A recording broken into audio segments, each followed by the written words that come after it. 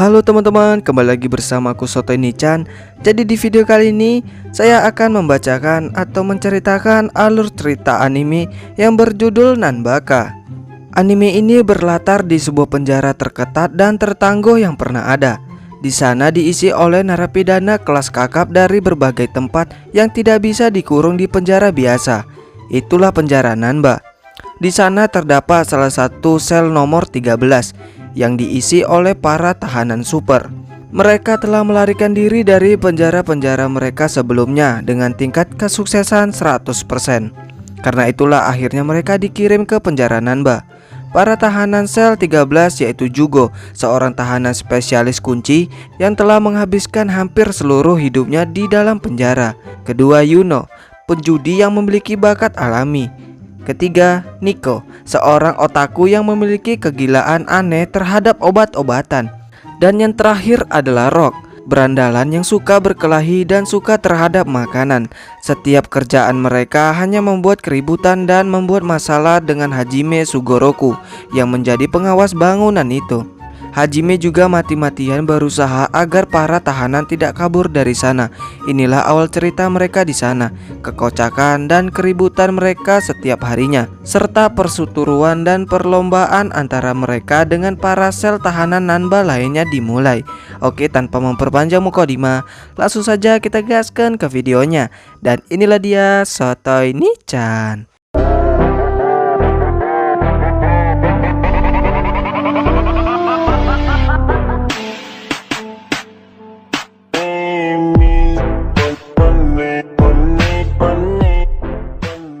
Scene awal terlihat sebuah bangunan di tengah lautan, yang mana bangunan tersebut adalah sebuah penjara terketat di dunia. Itu karena para tahanan di sana adalah orang-orang dengan kasus kriminal terbesar, dan para tahanan di sana mempunyai keahlian atau kekuatannya masing-masing. Para penjaga penjara pun juga mempunyai kekuatan masing-masing, sampai ketika dilaporkan ada tahanan yang kabur dari sel mereka. Para tahanan yang kabur itu dari bangunan 13. Terlihat di sana bahwa penjara menutup semua akses untuk kabur para tahanan. Para tahanan yang kabur terdiri dari 4 orang. 4 orang ini bernama Yuno, tahanan nomor 11, Nico, tahanan nomor 25, Rock, tahanan nomor 69, dan Jugo, tahanan nomor 15. Pengawas sel atau bangunan nomor 13 yaitu Hajime Hugoroku dan Seitaro Tanabata. Penjaga sel 13 masih memantau tahanan yang kabur. Setiap para tahanan memasuki ruangan tersebut selalu tertutup.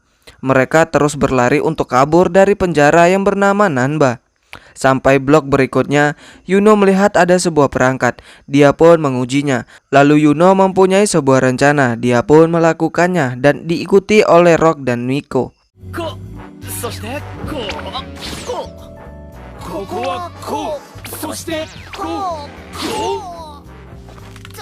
Sampai ketika mereka tumbang, namun tidak terjadi apa-apa kepada mereka. Itu karena Jugo telah mematikan perangkap laser tersebut. Kemudian mereka melanjutkan pelarian mereka. Namun jebakan berikutnya datang lagi, yaitu 2 tembok yang akan menghimpit mereka. Namun Jugo melihat pintu di atas sana.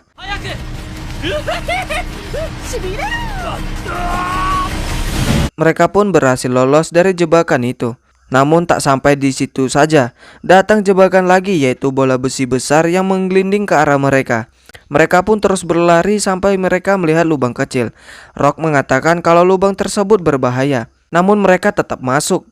Dan ternyata benar, lubang tersebut sangatlah dalam dan terdapat sengatan listrik di sana.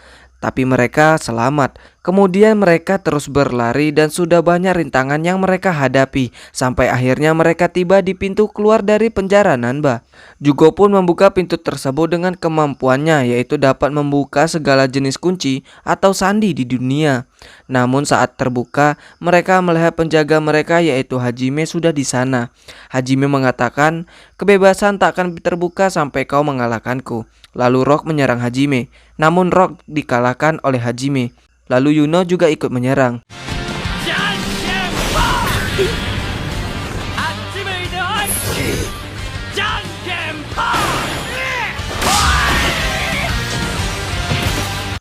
Yuno pun juga dikalahkan oleh Hajime. Saat giliran Nico menyerah duluan.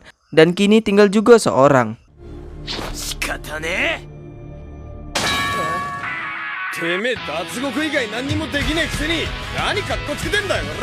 Pada akhirnya mereka pun masuk lagi ke penjara mereka. Keesokan harinya, Jugo sendirian mencoba untuk kabur lagi, namun dia tertangkap lebih cepat dari biasanya. Jugo bercerita kepada temannya kalau saat dia kabur tadi dia melihat seorang gadis datang berkunjung. Karena mereka sudah lama jomblo, mereka pergi ke ruangan pengunjung untuk melihat gadis tersebut. Saat di sana ternyata gadis itu sedang mengunjungi Hajime. Jugo mengira gadis itu pacar Hajime, namun gadis ini rupanya adik dari Hajime. Hajime juga mengatakan kalau adiknya yang bernama Hitoshi Sugoroku adalah seorang pria. Mereka pun terkejut. Lalu scene berpindah yang mana ketua atau kepala sipir penjaga di sana datang. Kepala sipir ini bernama Momoko Yakushiki. Dia seorang perempuan. Lalu Momoko menyuruh bawahannya untuk memanggil Hajime ke kantornya. Saat tiba, Momoko mengatakan kepada Hajime untuk berhati-hati atau mengawasi tahanan yang bernomor 15, yaitu Jugo. Jugo merupakan anak dari tahanan bernomor 610 yang disebut sebagai buronan abadi. Berpindah ke Jugo yang sedang bercerita kepada Hitoshi kalau dia dapat membuka segala jenis kunci di dunia ini. Lalu Hitoshi bertanya, kenapa benda yang ada di leher, tangan, dan kaki Jugo tidak dilepasnya. Jugo menjawab kalau itu dia tidak bisa membukanya. Lalu Jugo mengingat kalau benda itu ditaruh saat dia tertidur. Jugo tidak mengetahui pasti siapa yang memberikan benda itu. Namun dia melihat dengan samar-samar benda itu ditaruh oleh orang yang mempunyai bekas luka di lehernya. Jugo bergumam kalau dia telah dikirim ke beberapa penjara di seluruh dunia. Namun dia tidak menemukan orang yang mempunyai luka seperti itu. Di sana juga Jugo berencana untuk mencari pria yang Jugo maksud. Saat urusan Hajime dengan Momoko selesai, Hajime pergi. Saat Hajime pergi, ternyata wajah garang Momoko. Dia menyukai Hajime. Keesokan harinya, Hajime mengabsen sel nomor 13. Saat Hajime sedang mengabsen, hanya Jugo yang tidak terlihat. Lalu Hajime pergi untuk melihat CCTV. Namun saat melihat di sana Hajime mendengar suara dengkuran. Saat dilihat ternyata Jugo tertidur di ruangan petugas malam.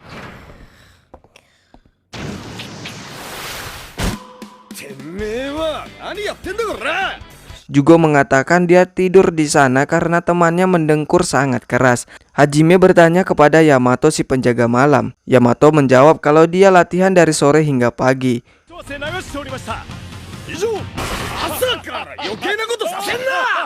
Lalu Hajime mendatangi sel 13 karena ada pekerjaan untuk mereka, yaitu pengrajin kayu. Rock dan Jugo ditugaskan untuk membuat lemari, sedangkan Nico dan Yuno memahat dan mengukir kayu. Tak lama kemudian Hajime datang untuk melihat hasil kerja mereka. Nico yang sudah selesai, ternyata dia malah membuat ukiran robotan. Yuno yang juga sudah selesai, ternyata Yuno membuat ukiran boneka wanita yang sedang cosplay.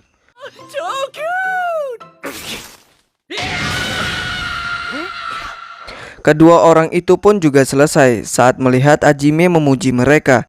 Juga mengatakan kalau lemarinya juga ditambahkan sebuah mekanis.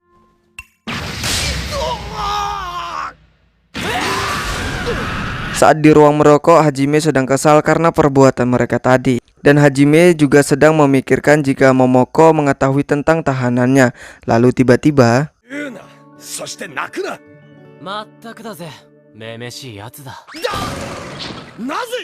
di sini untuk pertama kalinya Jugo dan Hajime mengobrol santai dan cukup lama.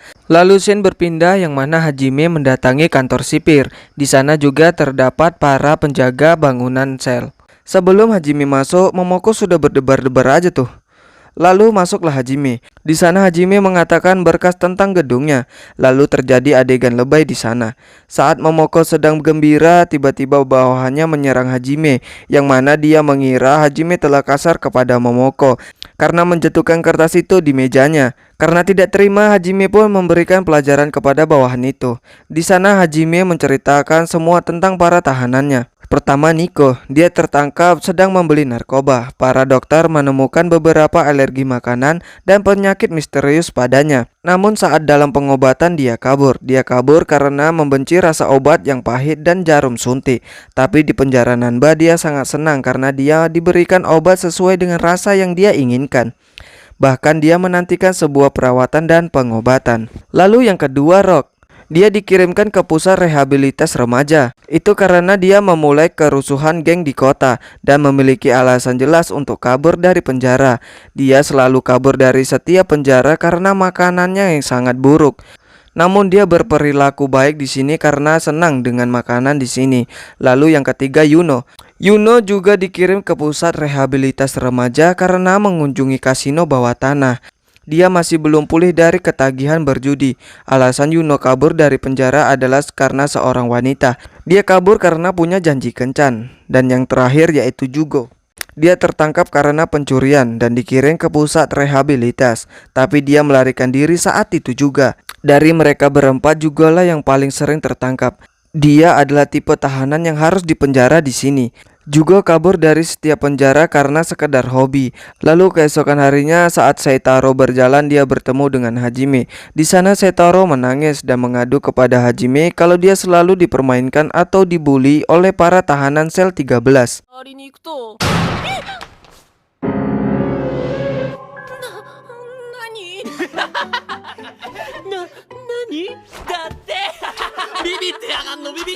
Hajime menyuruh Seitaro untuk berani kepada mereka dengan cara Seitaro akan memberikan hal-hal yang para tahanan sukai. Saat di sel 13, mereka mendengar kalau ada tahanan baru yang akan masuk ke sel mereka. Tak lama kemudian, Hajime datang dengan membawa tahanan baru itu.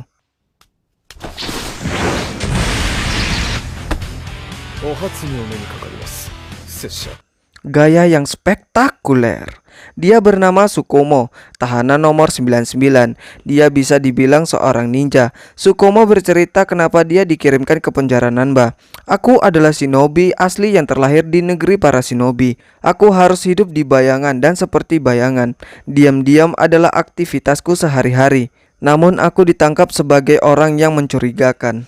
Ya iyalah, goblok. Tsukumo berhasil kabur dari banyak penjara karena dengan jurusnya. Baginya kabur dari penjara itu seperti mengambil permen dari bayi. Mendengarkan itu, Jugo mengajak Tsukumo untuk adu mekanik dalam hal kabur dari penjara. Tsukumo pun setuju. Dan itu akan dimulai saat tengah malam. Apakah yang akan selanjutnya terjadi? Tetap pantengin channel ini terus dengan kalian subscribe channel ini dan like video ini. Oke teman-teman, untuk part 1 dari anime Nanbaka sampai di sini terlebih dahulu. Terima kasih buat teman-teman semuanya yang sudah menonton dari awal sampai akhir video. Saya ucapkan ribu-ribu terima kasih. Oke, sekian dari saya, Soteni-chan pamit undur diri, and bye.